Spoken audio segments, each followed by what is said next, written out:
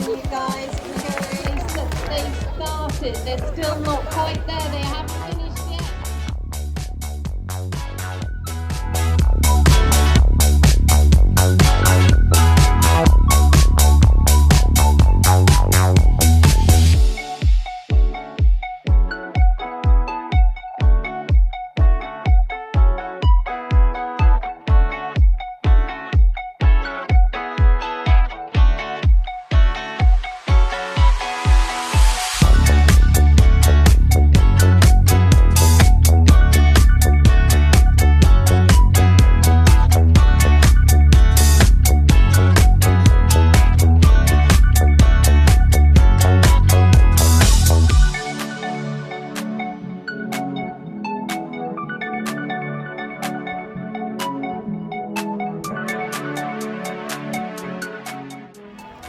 And there's a blaze from North Devon Yacht Club just coming to see what's going on.